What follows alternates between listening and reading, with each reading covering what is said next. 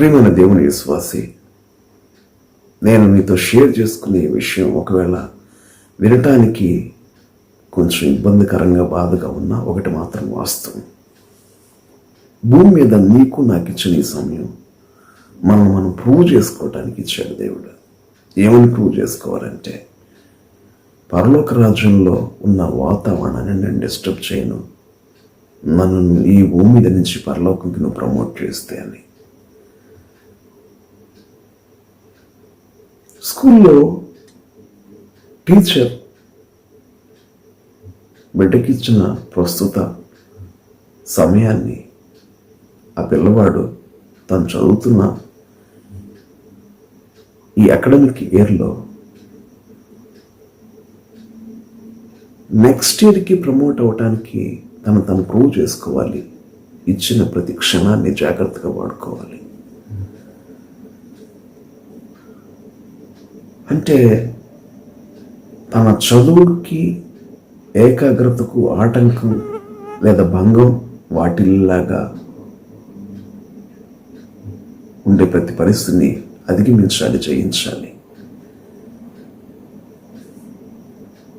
తినకూడదా అంటే తినొచ్చు, తాగకూడదంటే తాగొచ్చు, ఆడుకోకూడదంటే ఆడుకోవచ్చు, ఎంటర్టైన్మెంట్ కొంత టైం స్పెండ్ చేయొచ్చు.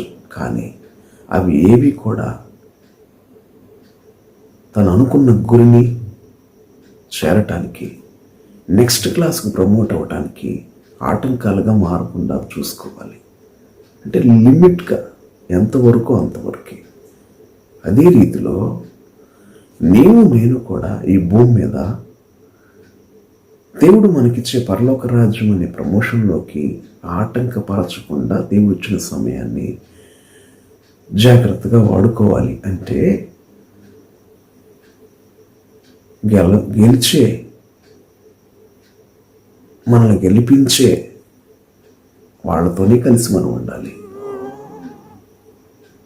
గెలవాలంటే మనకంటే బలమైన వాడితో మన చేతులు కలపాలి.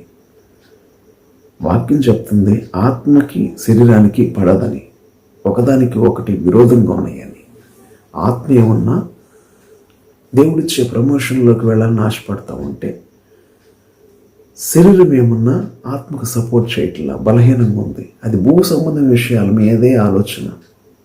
తిను, తాగు, సుఖించు, ఉండేది కొద్ది రోజులే, ప్రశాంతంగా బతకాలంటే ఇది ఇలా చేయి. ఏ పద్ధతి అయినా అనవసరం, అది దేవుడికి ఇష్టం ఉన్నా లేకపోయినా అనవసరం. నువ్వు సుఖంగా ఉన్నావా లేదా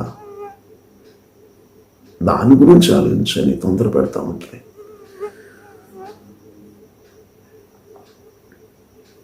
వాక్యం సెలవిస్తుంది, నరుడు ఆత్మ యెహోవా పెట్టిన దీపం, అది దేవుడు వద్దకు చేరుతుందని. ఆత్మ మనిషి నుంచి వేరైతే శరీరాన్ని శవం అంటారు. ఆత్మ లేని శరీరం మృతం. చనిపోయిన శరీరంలో ఆత్మ ఉండదు.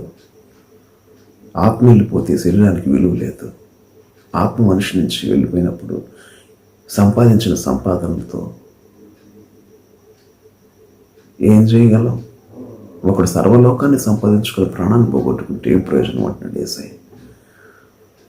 ఏం తీసుకెళ్ళని లోకంలోంచి చివరికి మిగిలేది అదిగో భూమి మీద ఆ 6 అడుగులు 3 పడుకోవటానికి ఆ స్థలం.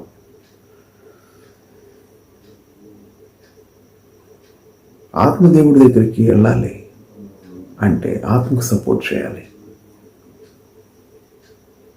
ఆత్మకు సపోర్ట్ చేయాలంటే శరీర క్రియను జయించాలి. పరలోక రాజ్యంలో ఉన్న వాతావరణం డిస్టర్బ్ చేసేవాళ్ళని అనుమతించడానికి దేవుడు ఇష్టపట్ల.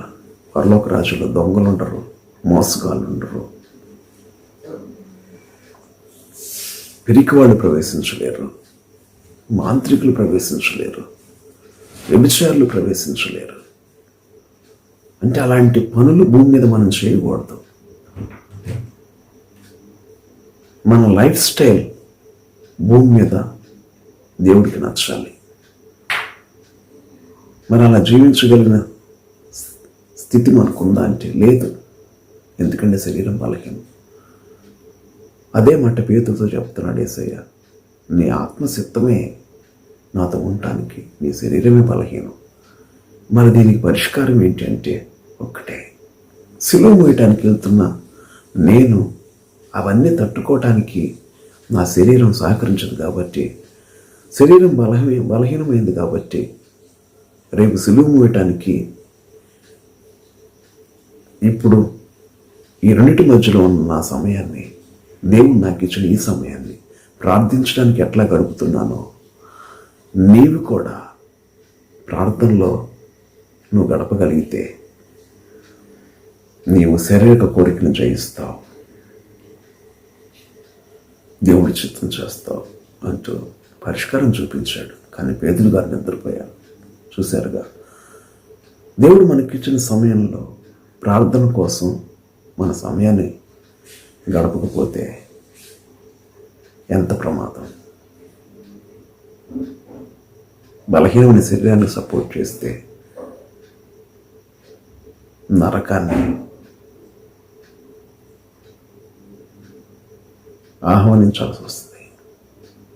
దేవుడు చెప్పాడు, జయించిన వాడికే తండ్రి కుడిపార్శ్వన పరలోకంలో స్థానం అని. కాబట్టి బ్రతికామా, జీవితయాత్ర ముగించామా అనేది కాదు, రోజు జయిస్తూ ఈ పాప ప్రపంచంలో లోకపు మురికి మనకు అంటకుండా, లోకపు తలంపులకి తావివ్వకుండా శారీరక క్రియను లయపరుచుకుంటూ దేవుని సహాయంతో ప్రతి క్షణాన్ని జయ జీవితం గడపడానికి ప్రార్థనలో గడపాలి.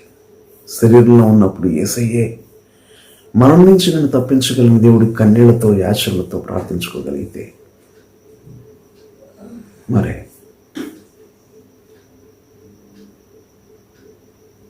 సాధారణమానంగా పాపం కోరికల్లోంచి, మనుషుల ఇచ్చల్లోంచి రూపం ధరించిన నీవు నేను, శరీరంగా జీవిస్తున్న తల్లిదండ్రుల నుంచి భూమి మీదకి వచ్చిన నీవు నేను ఇంకెంతగా ప్రార్థన సమయం వెచ్చించాలి. శోధంలో ప్రవేశించకుండా మెలకుగా ఉండి మనం ప్రార్థించాలి. మెలకుగా ఉన్నవాడిని ఎవరు ఏ దొంగ దోచుకోలేడు. మెలకుగా ఎవరుంటారంటే నేను కలిగి ఉన్న దాన్ని కాపాడుకోవాలనుకునేవాడు. నీవు నేను మెలకుగా ఉండాలి. మన ఆత్మని, శరీరం ఇబ్బందికి గురి చేయకుండా చూసుకునే విషయంలో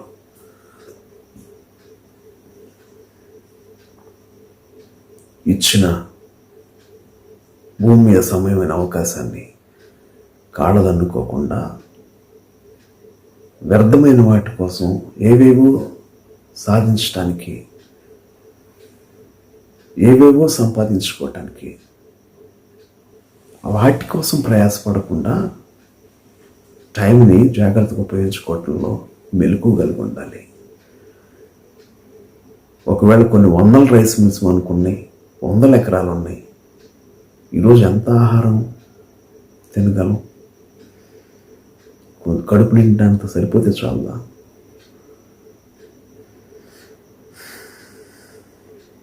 బంగారు గనులు ఉన్నాయి, ఎంత దగ్గేసుకోగలం?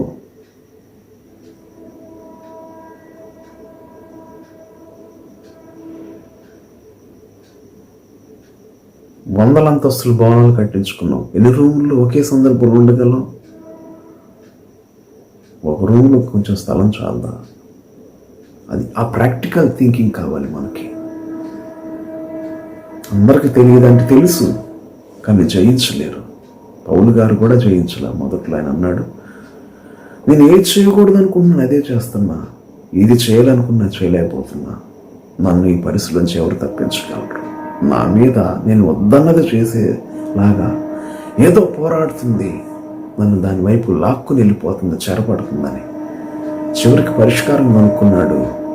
దేవుని శక్తితో ప్రార్థనలో గడిపినప్పుడు, ఇదిగో దేవుడు వద్దన్న నా మనసుకు కూడా నచ్చని కొన్ని విషయాల్లోంచి దేవుని శక్తితో నేను వాటిని జయించగలని ఒక చిన్న పాయింట్ చెప్తే ఆశ్చర్యపోతాం.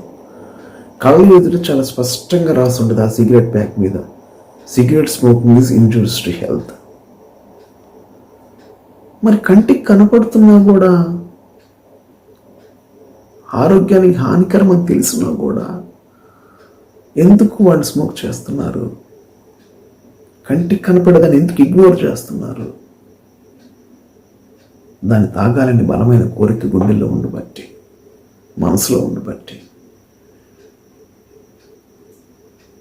ఆరోగ్యం పాడేదాన్ని ఎవరు ఇష్టపడతారు? దారిలో వెళ్తున్నప్పుడు ఒకవేళ ఆ దారిలో ఒక సీసా పెంకులు ఉన్నాయనుకోండి, దాన్ని తొక్కుకుంటే వెళ్ళరు కదా.